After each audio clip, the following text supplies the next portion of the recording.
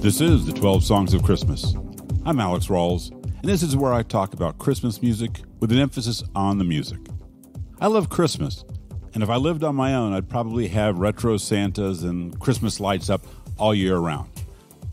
But I have a family I love, and it doesn't want to live in a hipster house with 1,000 retro gewgaws that are all there to collect dust, so I compartmentalize.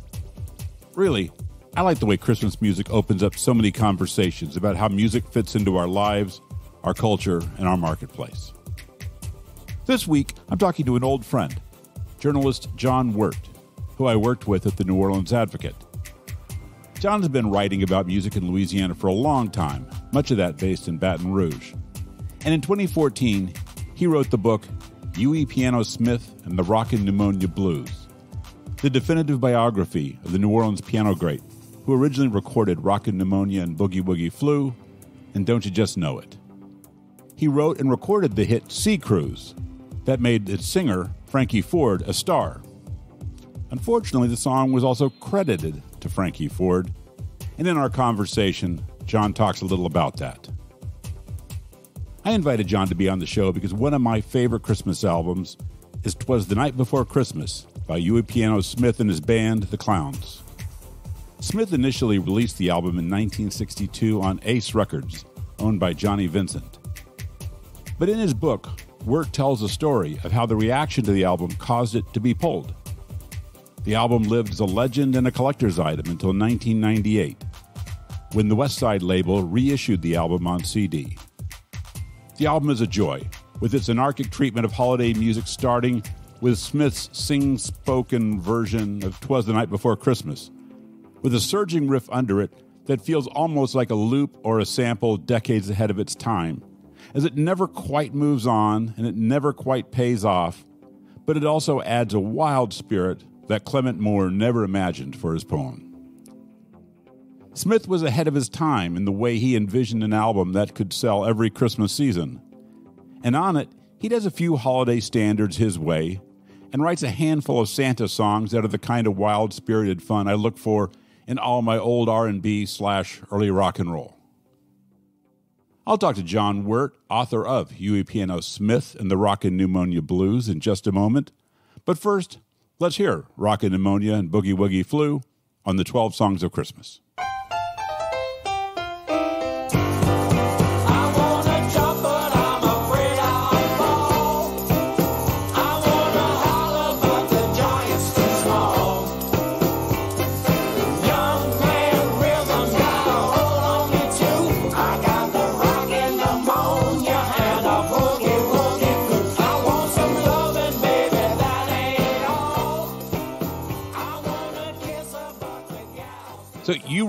So let's start with, you wrote the book on Huey Piano Smith. To start with here, can you give our readers the short form version? So tell our readers who Huey Piano Smith was. Huey is he's a rock and roll pioneer. He's a rhythm and blues pioneer. And before he started to write his songs and make his own recordings, he was a major session player who performed on so many classic records from New Orleans, including Smiley Lewis's I Hear You Knocking. And, many, many sessions he did. And he was a favorite session player of none other than Dave Bartholomew. So Huey told me, he said, Dave would call me anytime. So Huey did the session work and he did the backup work. He was the pianist in Shirley and Lee's band when they went to the Apollo. Oh, wow. Yeah. And he was Smiley Lewis's piano player on the gig. And he was the house band at the Dewdrop Inn. He was in the house band for a time. And his early work was with the little band called the Joy Jumpers. But then he got with Guitar Slim. And he was Guitar Slim's piano player. And they worked as a duo. So meanwhile, Huey was writing songs as early as when he was a kid. He wrote the Robertson Street Boogie. And he performed that with his friend Slick. And they call themselves Slick and Doc. Not Dark. Right. Slick and Doc. Okay, somebody wrote Slick and Dark. but that wasn't it. So that was a mistake by someone. Anyway, Huey's writing songs. He becomes a wonderful, wonderful pianist, much in demand in New Orleans sessions at Cosmos Recording Studio. But he records some songs on his own, writes some songs. And one of the early songs he writes is Rockin Pneumonia Blues Boogie Flu. So that's 1957, and that record is released, and it goes up the charts. It becomes a major R&B hit. It was 52 on the Billboard on the Billboard singles chart, but it was a major, major R&B hit. And at that point, he's in the Shirley and Lee band, and he meets Bobby Marchand up there in the Northeast where they're touring. He says, "Bobby, my record's hot. Why don't we get a group together?" They talk, and Bobby agrees, and they catch a train from Baltimore to New Orleans, and they start the Clowns. And so that's Huey's group, and Huey's group could be all kinds of people. It was many, many people through the years. Bobby Marchand, Jerry Hall, John Scarface Williams, Roosevelt Wright, the great bass singer who's on those classic records, and later Curly Moore, and Jesse Thomas. And Jesse Thomas is on the Christmas album. Oh, cool. So Huey was a songwriter, pianist. He became a producer. He essentially always was a producer, although he never got credit for that. And he was sometimes a vocalist, and he's heard quite a bit, mostly rapping on the Christmas album. We'll get to that, because I was going to ask you where I had thoughts about where his voice is, but I don't know his voice well enough to be able to pick it out for sure. So I'm going to come back to that. But one of the things I've always thought was interesting about Huey is that, I moved here from Toronto in '88, and so I knew some New Orleans R&B, but like Huey was one of the people who had a real who you'd hear outside of Louisiana. I heard him on our AM radio station in Hamilton, Ontario, at one point. So he had a reputation, and I was really surprised when I moved here. And as much as New Orleans champions its musical legacy and has kept its musical sort of forefathers alive as much as possible, that he wasn't around. He wasn't someone who'd play Jazz Fest or who you'd get a chance to see once a year or so. What was he doing later in his life that he wasn't a part of this kind of the active New Orleans music scene? He left music about 1970. He became a Jehovah's Witness, and he devoted himself to studying the Bible, going to the Kingdom Hall, as they call it. That's what their churches, they call it, Kingdom Hall. And a whole lot of Bible study, meditation. He would meditate and think about things and pray and that sort of thing.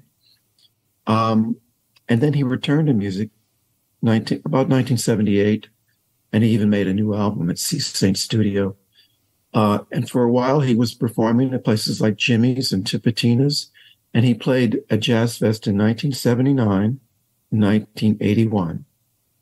And then that was his last Jazz Fest performance, 1981, and he left music again. And he essentially never returned to music again. Okay. So he wasn't around. When you got there in '88, he wasn't out there performing.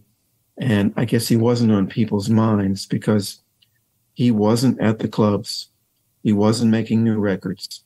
He had moved to Baton Rouge in 1980, and he was devoted to his Jehovah's Witness Bible study and to prayer and to living a life that I think prolonged his life. Because if he'd stayed in music, he could have gone the way of Guitar Slim, who died when he was 32 years old. Right.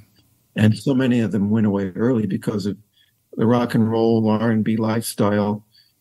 But Huey cleaned up, studied the Bible, and he lived to be 89 years old, dying this year in February. Wow.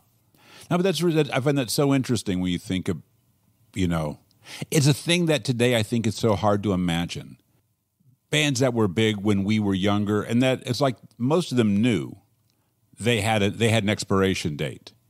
And bands that start now clearly don't have that feeling. I mean, Rolling Stones have just released a new album, and there's a point where, for the most part, people don't leave the stage. And so many New Orleans musicians only really let it go when they just couldn't do it anymore. I mean, somebody like we've lost so many, but also you have someone like Frogman Henry, who I think his health, and I think I heard his back is bad enough that it's really hard for him to get out and do it very much anymore.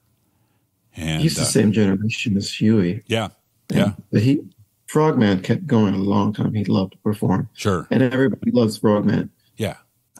But and he got to work, and the thing was, he had an act that he could do 20 minutes at Jazz Fest, go out and do his 3 or 4 hits with Bobby Cure's band backing him up. He'd get out, play, have fun, get off.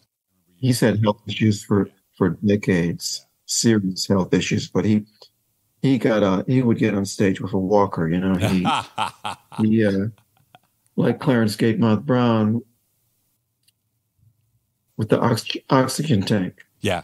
Yeah. Those are those kinds of performers. Now, Huey was not that kind of performer. He wasn't so dedicated to music. He once told me that he says, "I like music. I don't love music." Oh, that's interesting. Yeah. But I think he did. I think he did love music. But that's the way of him saying that it's not the most important thing to me. Sure. Yeah. Yeah, I get that. When you think of Huey's output, and especially, what do you think of are the things that made his best work distinctive from contemporary music around him, from the other New Orleans R&B acts around him? None other than Alan Toussaint said that once Huey stopped doing his Huey music, it was gone. No one else could do it. No one was doing it. He was so unique, as so many of the New Orleans people are. They're all so unique and distinctive. And Huey had a thing. It was his thing, and only he could do it. And if he was in a group of people, as he usually was, it was usually an ensemble of musicians and vocalists around him.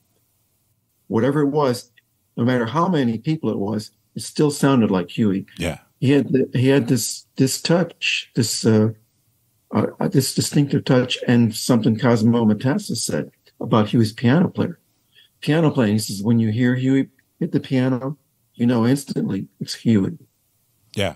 That distinctive touch. What do you think was distinctive? Songs. What do you think was distinctive about his touch? What did Cosmo hear? I got an idea, but I'd love to know what you thought. Well, Jesse Thomas, who's on the Christmas album, talked about how there was a lot of definition in Huey's playing. He was not a vague sort of player. He was precise, and his precise in a way that you might even expect a classical piano player to be precise. So he wasn't a sloppy player at all. He was very technically exacting in the way he hit the keys. And Huey once talked to me about how piano players can be different. He said someone else might have a different pressure. By that he means the amount of pressure they put on the key with their fingers. That's the definition of touch. However you touch the piano player. Yeah. I mean the piano itself, the keys. Yeah. That was actually, I'm glad you said exactly what I was thinking about. That you hear somebody like an Eddie Bow, or you hear somebody like particularly Mac Rebenak, Dr. John, and they could play hard. And Huey never sounds like he's playing hard. He doesn't, and that Toussaint always had a lovely formality and he was precise, but he played sort of, there was more of a presentational quality, I always thought, in Alan's playing. But there's points when you hear a Huey record where if you didn't know the band leader was playing piano, it was not obvious that the piano is even anything but the support instrument, much less that that it is the band leader who's playing it, and he doesn't make his piano front and center unless there's the moment where he wants it to be. And I think that kind of touch I thought, really important. Is there a song, or are there songs that you think really are what that band did at its best? Well, if you want to talk about a band, the flip side of Little Liza Jane is Everybody's Wailing. And Everybody's Wailing is the closest you ever got to an instrumental recording, a finished instrumental recording from Huey. There's some vocals in it, but there's a lot of playing. And Huey shows off in this Everybody's Wailing track. And he's on this track with Earl Palmer drums, Earl King guitar, Frank Fields bass, and let's see, have I named it? Oh my God, Lee Allen saxophone. Wow, that's the band. Wow, that is the super New Orleans band right there. Huey with all those cats, but Huey stretches out, and but in this record, everybody stretches out.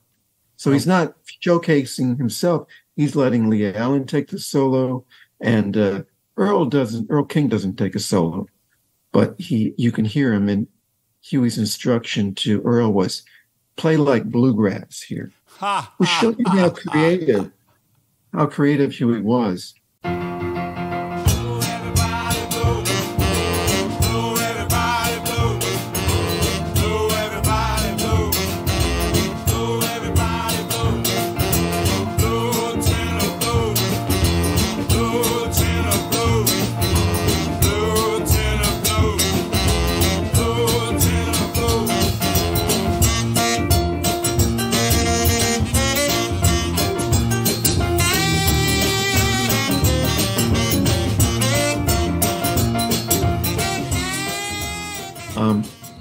So he has certain tricks that he would do again and again, like the would you call it tremolo? I'm trying to think. I'm blanking on the word. You could call it a tremolo, which you hear the rolling sort of country piano sound that you hear in Smiley Lewis's "I Hear You Knocking." You hear it in Huey's "Don't You Just Know It." And you hear it in Earl King's "Those Lonely, Lonely Nights," the same rolling tremolo piano. It's not quite tremolo. It's probably something else, some other term for that. But anyway, that's one of his signature licks, and he did it 3 times on 3 very big records. So, and that the chord he hits at the beginning of a lot of songs, that's his signature chord. So you hear that, and you hear that chord on the Christmas record too at the beginning of one of the songs.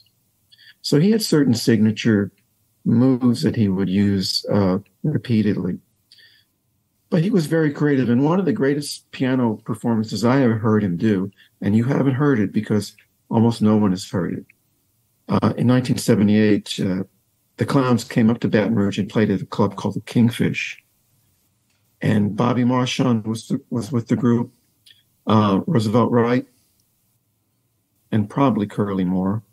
They were Jerry Hall was not there, unfortunately, because her voice is not obvious in the recording. But of course, Bobby Marchand had his big solo hit, "There Is Something on Your Mind." Well, in this 1978 performance in Baton Rouge, Huey accompanies Bobby on the piano for "There Is Something on You." Of course, he's not on the original record that Bobby did, but it is one of the greatest of all. Oh, wow. Piano performances I've ever heard by Huey. Oh, that's great. And I have it, but it's not available. It's not released or anything. That's a shame. One of the things I associate with Huey, and I hear it in I definitely hear it on the Christmas record, but on a lot of his songs, you can tell that there's a lot of people involved. His records always sound big. I think about like a Dave Bartholomew production, made at Cosmos Studio, that there would be a lot of instruments, but Dave would have them very tightly marshaled, and so you might have 5 horns, but they sound like 1 or 2 horns. And you have a rhythm section, but the rhythm section is so tight it almost sounds like it's one instrument, though it's 2 or 3 people playing. And for me, there's a lovely shaggy quality to Huey's records, where you can hear every horn, and the voices are together, but there's just enough space in the voices that you hear all the voices. And so there is a very large quality to his sound that I find really appealing and very distinctive. And I wonder if having all those instruments, one of the reasons his piano was the way it was to leave room for other people, and his precision was there to make sure everybody still had a fixed point to lock onto. How's that sound to you? He once said, regarding the time that James Booker came in and played on the song called Roberta, originally sung by Bobby Marchand, and Roberta became Luberta, sung by Frankie Ford. But Huey and his musicians that he brought to the studio recorded all that music track. One of the things he did, Booker was in the studio. Booker came over and Huey both sat at the piano. They're playing the piano, 2 of them, all through Roberta.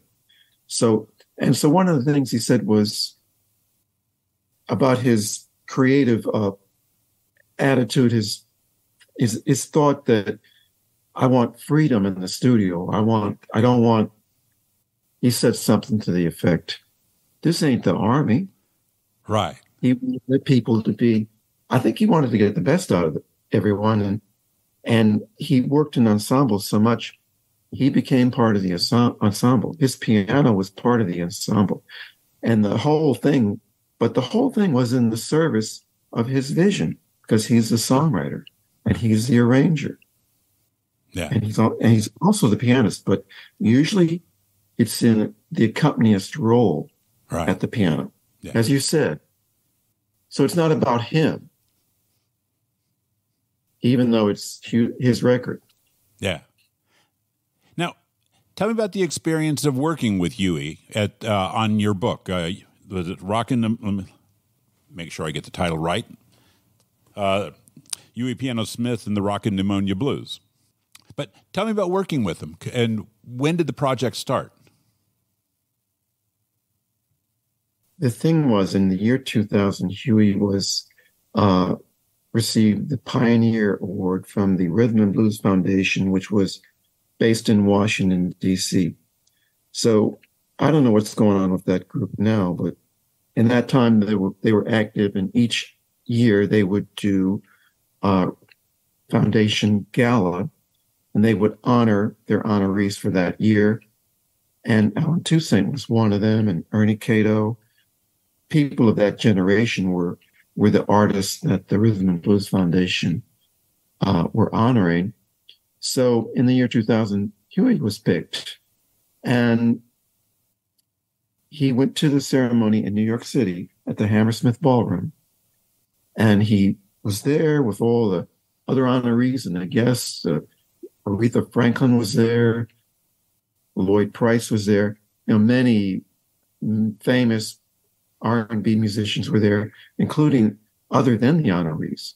So Huey got a $15,000 honorarium, and he needed this money desperately because he'd been in court with the group company in New York who he'd signed with, hoping they would get him royalties.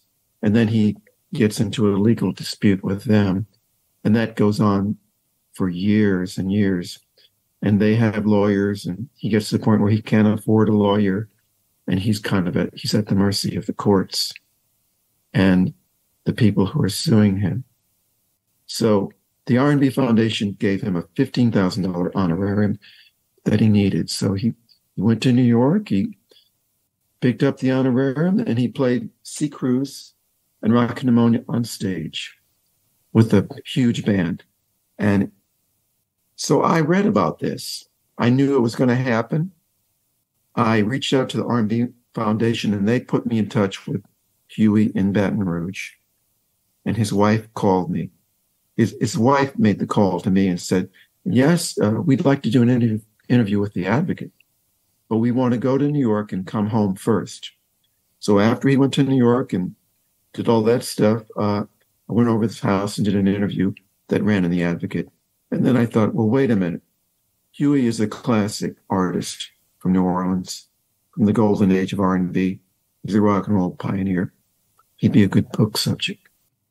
It's I think it stands up well, and I like to think of it along with Rick Coleman's Fats Domino book and Ben Sandmel's Ernie Cato book, because we have, the three of us are rather unique in the access we had to our subjects, and our subjects are all of the same generation from New Orleans. Right, it's like a triptych. Yeah, and I love their books. I just hope my book is in the ballpark with them. You might have the most reliable narrator of the bunch. I want to tell you this. People have said Huey doesn't remember things right. Huey's memory is bad. He forgets things. And one of the people who said that was Frankie Ford. Right. Okay, so that should tell you something if you know anything about Frankie Ford. But Huey had an excellent memory. Yeah. He told such vivid stories, and he told them with such energy, and he could be so excitable too. And he brought me to the moment and to the place when he talked to me, because these things were so vivid. I absolutely believe, I would say everything he told me. Yeah. But maybe I shouldn't, but his wife once told me, Huey's stories never change. No, someone who's not telling the truth, their stories change to meet the circumstances or to meet whoever they're talking to. Yeah. So that's what I found to be true. But Huey's story stayed consistent throughout. I found that Frankie Ford, when reading stories with Frankie Ford, I think we can never know this because we weren't there. Sure. When Ace Records took Huey's song, Sea Cruise, took it away from Huey and Huey and the Clowns and gave it to Frankie. I think Frankie's story changed. Yeah. And I wrote in the book that his stories changed. He wasn't consistent. Yeah. So Frankie is a great vocalist. He's one of the great New Orleans singers and so on. And he did really sing Sea Cruise great. And they made a classic record. But I don't think he was necessarily truthful in talking about Sea Cruise. On the other hand, it may be that he doesn't even know the whole story. Sure. But Huey knows the whole story from Huey's perspective. Yeah. It was that he recorded Sea Cruise. He wanted it to be his record. And Ace took it away from him and gave it to Frankie. Wow. And it became a Frankie Ford record with Frankie's name big on the record and in tiny little letters below Frankie's name, Huey Smith and Orchestra. Right. Okay. But whenever the DJ on the radio says, hey, that's Frankie Ford, Sea Cruise, he doesn't say Huey Smith. Right. Sea Cruise. You can imagine how crushing that was for Huey to lose his song that way. And of course, Johnson wasn't good at paying royalties, so Huey wasn't getting publishing royalties, songwriter royalties. Right. He probably getting BMI, broadcast music, radio play. So anyway, that came to my mind. The situation with Sea Cruise. Sure.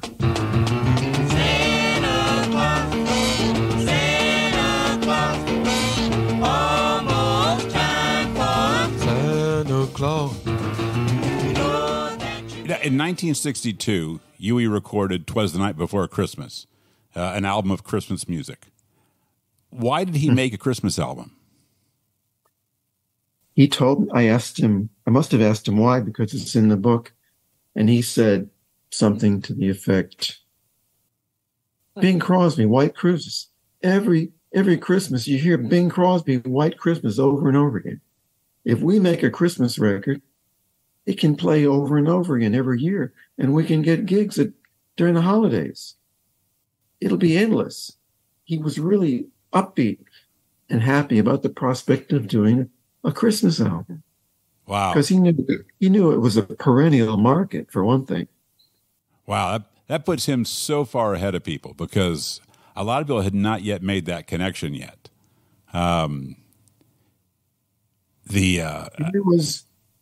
Huey was a genius. He was a genius, and he was a brilliant, brilliant person.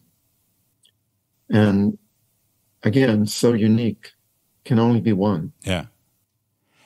In your mind, how do the songs on that album stand up with other Huey Piano Smith tracks? I think he did it quickly, which actually is a good thing, because a lot of his records were recorded quickly, and they had that freshness about them. He didn't do a lot of rehearsal. I think he instinctively wanted to capture the freshness. So this record, I couldn't tell you how long they spent in the studio. These are more questions that I wish I'd asked, of course. But some of the songs are original songs written for the album, and some are sort of recast. Little Liza Jane, for instance, is recast. And one of the songs is an Earl King song, Rock and Roll Santa. You got a new kind of Santa this year. A little bit slender, a real Santa, but he won't have his reindeer. Santa done moved from the North Pole. Santa done moved from the North Pole. People down there don't rock and roll. I think it's I think the album is a great example of Huey's special thing. You know, it's him with an ensemble of singers, lots of horns. And one thing that is special about it is how often you hear his voice in it. He's on this album more than any other album, although he didn't really usually make albums. You hear him in several tracks. He's very likely singing in the ensemble, but he also is out front, basically rapping. He raps the Night Before Christmas poem in the opening track. That's Huey. That's what I was going to ask you. I was thinking, because I didn't recognize that voice, and I was thinking, is that Huey doing the Night Before Christmas? That's awesome. That's him. And in White Christmas Blues, track 2, yeah, Huey is rapping his Christmas blues. He's the rapper in that second track. Oh, very cool. And in another song, he plays the part of Santa Claus. He does the ho ho ho, and he lowers his. Huey didn't have a low voice. He lowers his voice. He laughs high and he lowers his voice and he says "Merry Christmas." Oh, okay. I'll listen to that now. Was the night before Christmas when all through the house not a creature was stirring, not even a mouse. The stockings were hung by the chimney with care. Hope that Saint Nick will soon be there. Coming down the chimney making lots of noise. Woogie woogie Santa Claus. There's a heavy emphasis on Santa Claus songs. There's Rock and Roll Santa, which is, as you say, was a Earl King song, and Doing the Santa Claus. I wrote to Santa Claus, Almost Time for Santa. Do you have any thoughts about why he leaned so hard on Santa in his writing? That's another question that should have been asked. And Huey loves children. Okay, his oldest daughter told me once that he had 17 children. Wow! But he loves children. He's so good with children. And there's a childlike quality to, I think, almost everything that Huey did. So maybe Santa Claus, children, he saw that big connection because Santa Claus is such a big deal for children. Sure. So I think that would be my guess. Yeah. It makes sense. And you know, as I said, he even plays the part of Santa Claus on this record. Right. You know, the other thing I was thinking about was, as you say, the songs don't sound like they work too hard on them, which is one of the things I like, that they are, that there's a nice kind of offhanded quality to a lot of the songs. They are very close to first thought, best thought, judging by the sound of it. And in one like Doing the Santa Claus is basically naming off dances. And the Santa Claus is one of the dances, though we never learn how to do it. Yeah. And, you know, but part of me was thinking, when you mentioned that the idea that he was aware of the songs that might be able to be used and played again and again, and that this might have a lifespan beyond 1962, that making songs that weren't spirituals would have a better chance of finding a home on radio in the future than doing specifically faith-based songs. He never did religious songs. Right. And he wouldn't, because he would see that as commercializing his faith. Right. So people, I think Johnny Vincent tried to convince him to do a gospel record, but it's not something he would do. He was had great conviction about what he should do, what he shouldn't do. And one of the things that he could do if he wanted to, he could make music that would be fine, as long as it wasn't degrading is the word he would often use, as long as it wasn't degrading music. So he did perform after he became a Jehovah's Witness in those that roughly 4-year span, 78 to 81. And he was a witness all that time.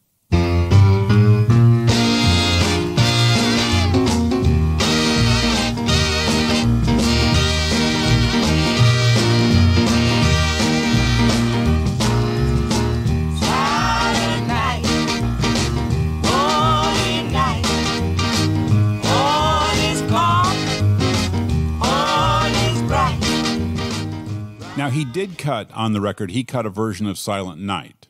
Tell me the story of how that worked out for him. Well, Silent Night, according to Huey, via Johnny Vincent, is pretty much the reason the record was banned. Huey said that Johnny Vincent told him the record was banned. And Huey said, well, we did Silent Night. We did it upbeat, and we did it happy. We didn't do it sad and solemn. And so people therefore thought we were sacrilegious. Right. Silent Night is a religious song. Right. And they put it on there with all these happy Santa Claus type songs. So in the book, there's a chapter called Christmas Blues. And Huey and the Clowns are performing in Charlotte, North Carolina, and they're watching the local TV dance show. They're in their hotel, and they see the host of the show come on with their record. And they get all excited. Think, oh, wow, they've got our record. We didn't even know. Johnny Vincent didn't even tell us it was released yet. So instead of playing the record, liking the record, the host on the TV show holds it up and says, it's sacrilegious. How dare they? How dare they? And he smashes the record and he throws it in the trash. And he says, this is what we do to people who are sacrilegious with our religious music. Again, something to the effect of what he said. But Jesse Thomas told me that. Jesse Thomas, one of the clowns in that era, that 1962 era. And Huey himself told me about being in the hotel and seeing the DJ. So that was the sad fate of the Christmas record. Now it's sort of a cult favorite. People like yourself love this record. And it's really a special thing in the history of New Orleans music and Christmas music. Absolutely. I remember. I have to say, I found it was reissued on CD in 1998, and I had been looking for it because I remember, New Orleans piano player and musician Davis Rogan.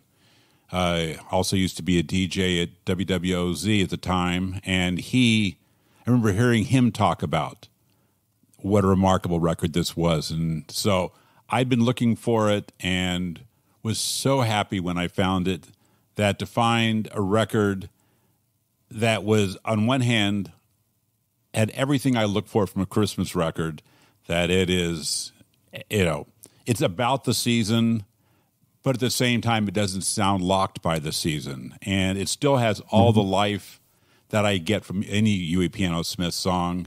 And so there's, a lot of like nutty imagination, musical choices that, in this case, like I say, are not overthought, which I think really gives it a kind of a great rock and roll feel. So it was Pirate Treasure when I found it, and it still remains one of my favorite Christmas records. Now, in the liner notes, the liner notes are by a New Orleans music historian, Jeff Hanisch, and he says that the reason that the record disappeared and wasn't available after '62 was that Johnny Ace had made a deal for a distribution of Ace records with VJ Records out of Chicago, and that basically VJ did a poor job distributing Ace, and so the Huey's Christmas record and a lot of Ace product all sort of suffered a similar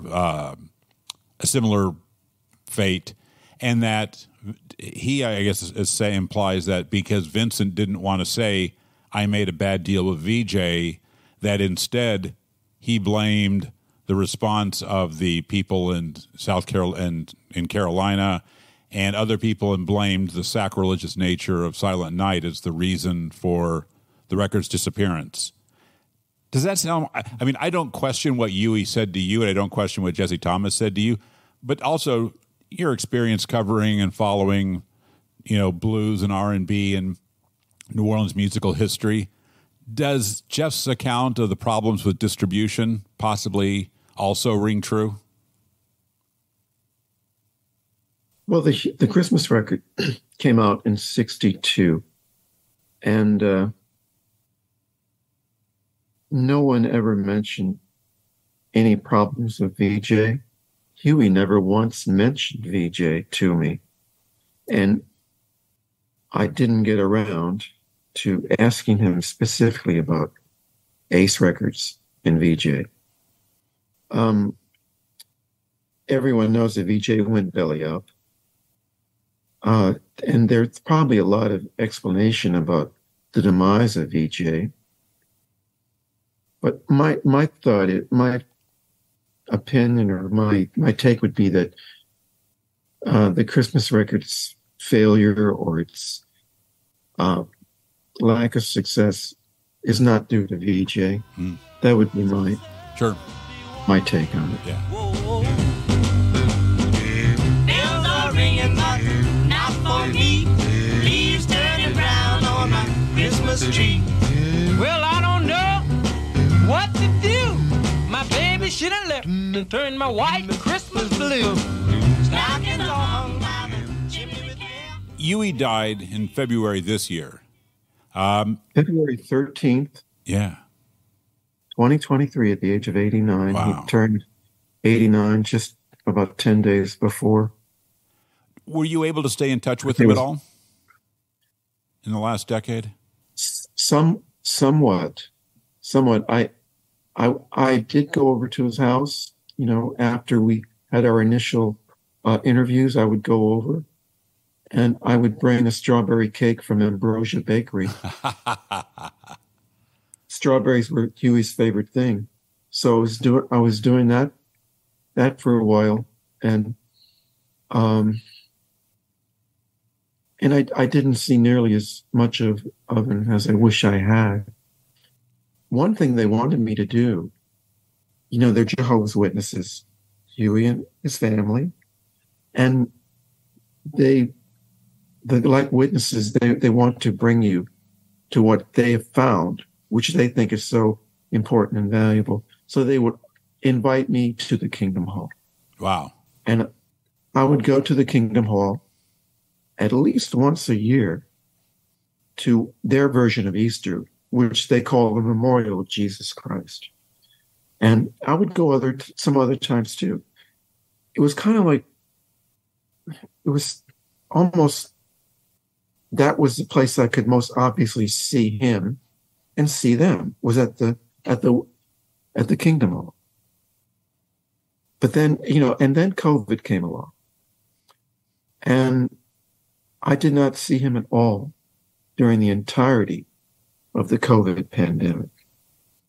And I believe they were very concerned about the pandemic because Huey's in his late 80s, and they didn't want him to catch that. Sure.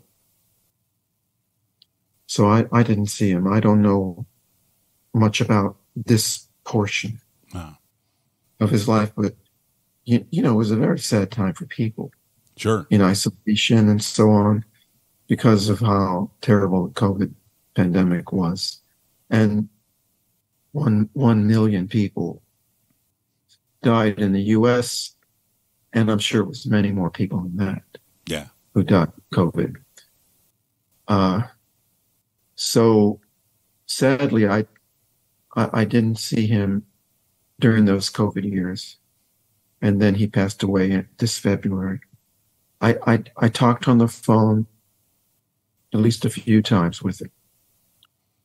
So, and I always feared, I know he's in his late 80s. I always feared the day would come. He's in his late 80s, the day would come. And the day finally came.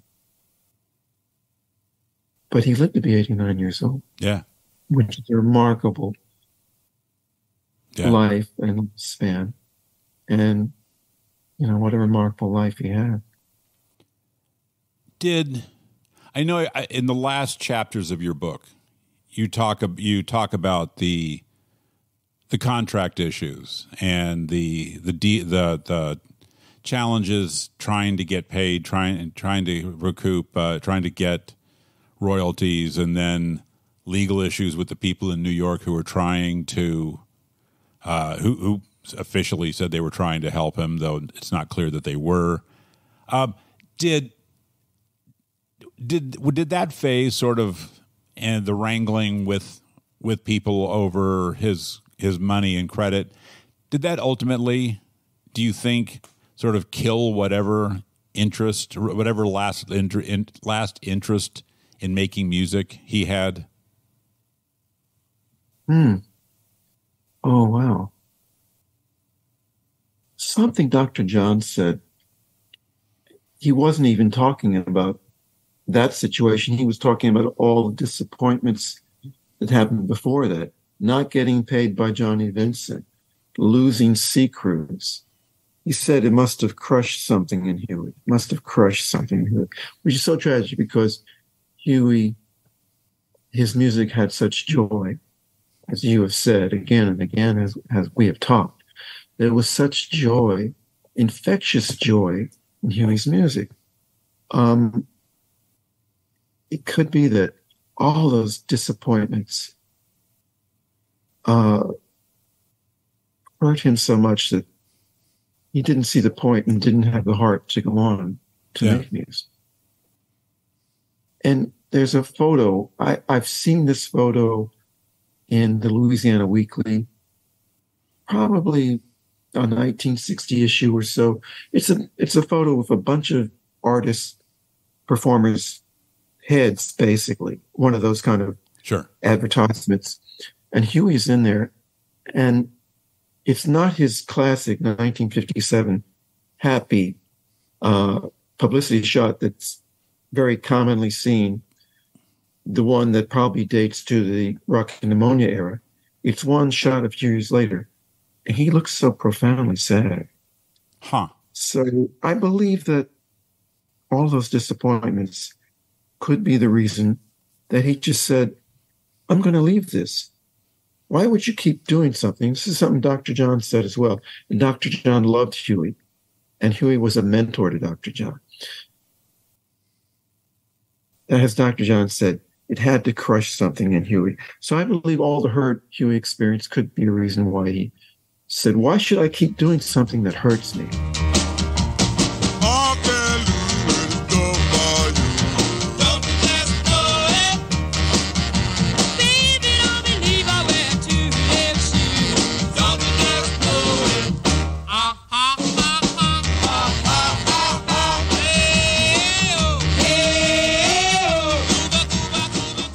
Thanks to John Wirt for the time and the talk. His book, Huey Piano Smith and the Rockin Pneumonia Blues, is still available and well worth the read. John's a good storyteller, and Huey's story is in many ways a unique one, but the sad last chapter of his life as someone who couldn't get past the way the industry jobbed him is unfortunately too typical. If you like what you heard, Huey's Christmas album, 'Twas the Night Before Christmas, is also available on CD on its own and as a 2-album set on one CD paired with Having a Good Time with Huey Piano Smith and the Clowns. The music is also available in the digital stores and on the streaming services. If you enjoyed 12 songs, tell your friends. Share this bad boy. Let people know that we're having good conversations over here at 12 Songs. They can even find 12 Songs on YouTube these days, which I like since I often listen to podcasts myself on YouTube. We'll wrap with one more from 'Twas the Night Before Christmas by Huey Piano Smith and the Clowns. This is I Wrote to Santa Claus. Talk to you next week. Did you get my card, baby?